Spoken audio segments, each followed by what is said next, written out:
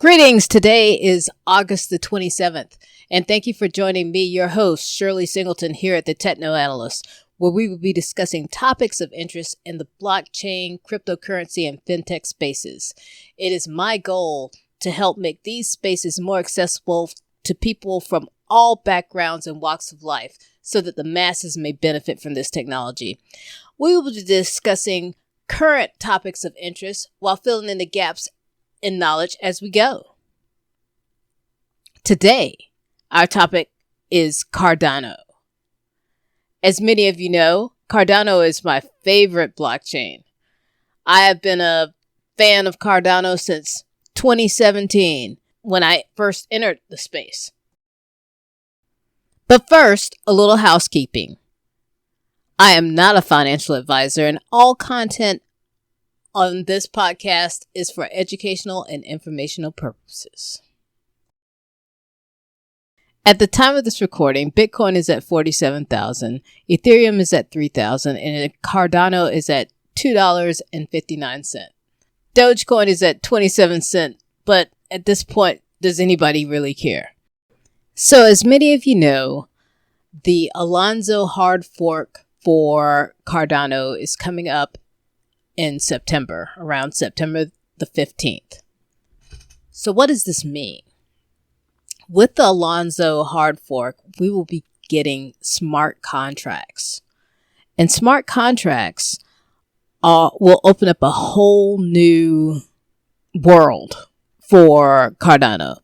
So once they're enabled, developers will be able to write code that will be self-regulating.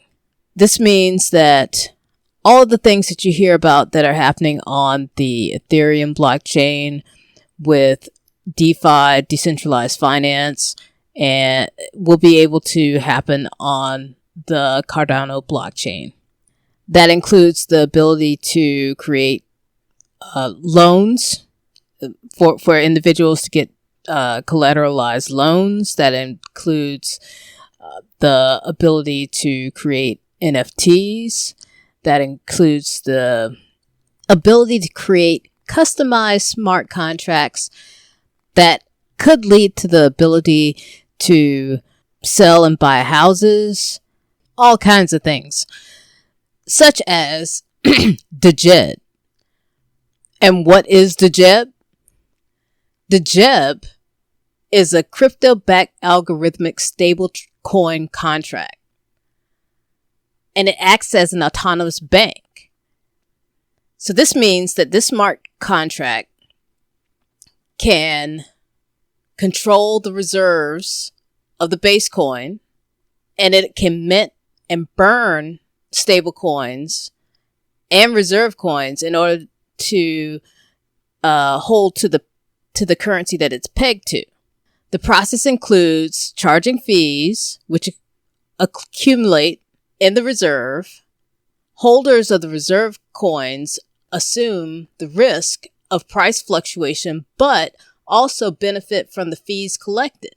This is an entirely new type of stablecoin implementation.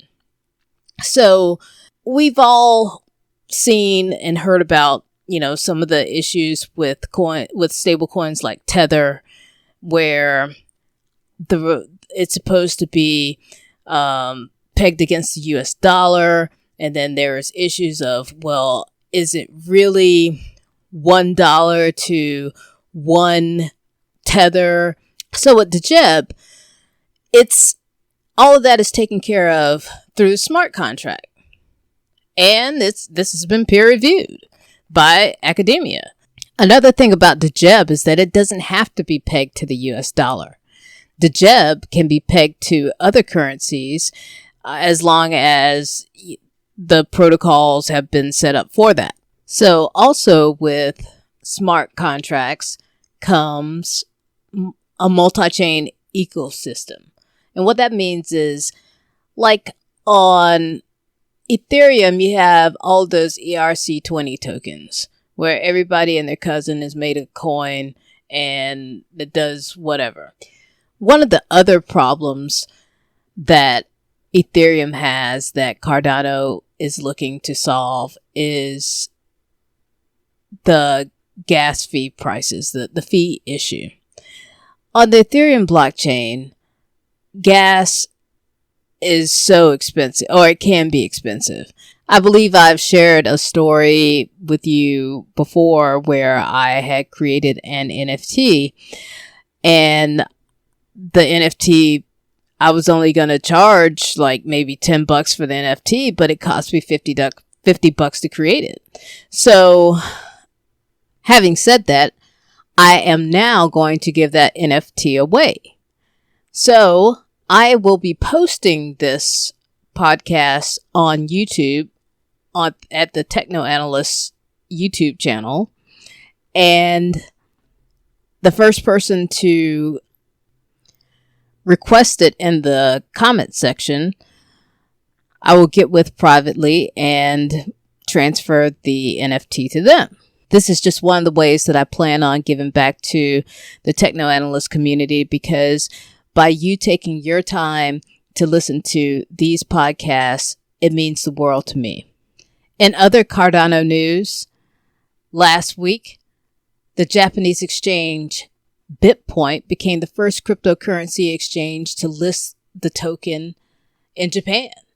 Japan has very strict rules involving the listing of cryptocurrencies on the country's exchange, and Cardano was able to clear all of those hurdles. This just exemplifies the international adoption of Cardano. I know that I may have spoken about it before, that Ethiopia is adopting Cardano in order to track their academic records for their educational system. While everything is looking rosy for Cardano, let's take a look at the price action. Right now, it's in a retrace, and I see it going down to at least $2.43, where there is a significant pivot point before it heads back up.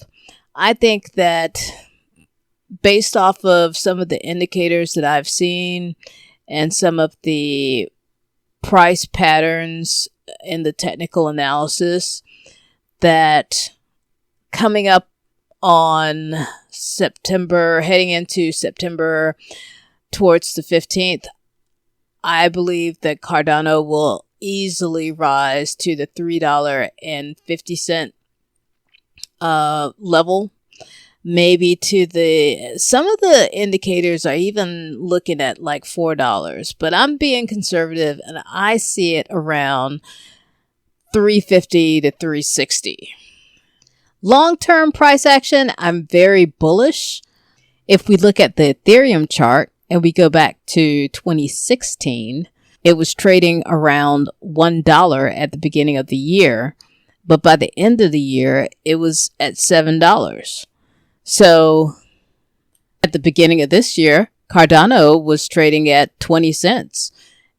But yet, just last week, it hit all-time highs of just under $3.